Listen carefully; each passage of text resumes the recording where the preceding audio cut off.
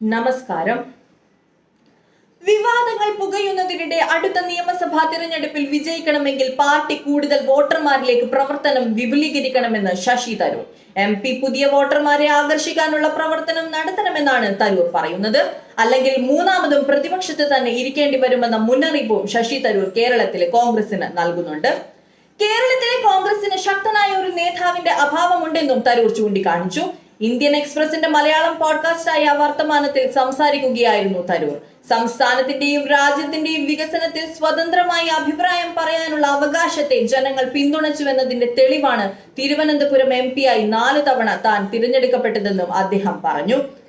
പാർട്ടിക്ക് വേണ്ടി എപ്പോഴും അദ്ദേഹം ലഭ്യമാണെന്നും എന്നാൽ കോൺഗ്രസിന് തന്റെ സേവനം ആവശ്യമില്ല എങ്കിൽ തനിക്ക് മുമ്പിൽ മറ്റു വഴികളുണ്ടെന്നും ശശി തരൂർ പറഞ്ഞു. സംസ്ഥാന കോൺഗ്രസിൽ ശശി തരൂരിനെതിരെ ഉയർന്ന എതിർപ്പ് ശക്തമായി തുടരുന്നതിനിടെയാണ് അദ്ദേഹത്തിന്റെ ഈ പ്രസ്താവന.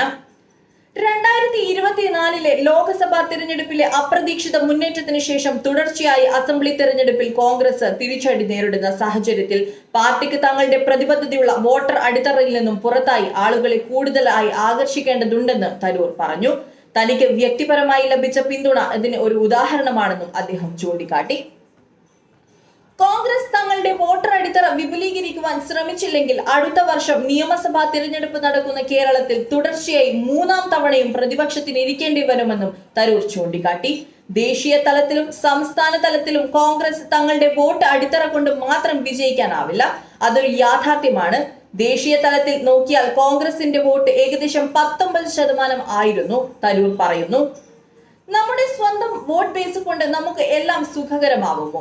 26 മുതൽ 27% അധികമായി കിട്ടിയാലേ അധികാരത്തിലെത്തുവാൻ കഴിയൂ. അതിനാൽ കഴിഞ്ഞ 2 തിരഞ്ഞെടുപ്പുകളിലും തങ്ങളെ പിന്തുണയ്ക്കാത്തവരെ തങ്ങൾക്ക് ആവശ്യമുണ്ട്, അദ്ദേഹം വ്യക്തമാക്കി.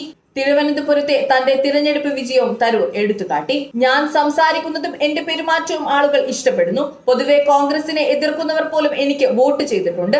അതാണ് 2026 ഞങ്ങൾ ആഗ്രഹിക്കുന്നത്, തരൂർ പറഞ്ഞു. UDF-ലെ കോൺഗ്രസിന്റെ സഖ്യകക്ഷികൾ പോലും തന്നോട് അങ്ങനെ പറഞ്ഞിട്ടുണ്ടെന്നും തരൂർ പറഞ്ഞു.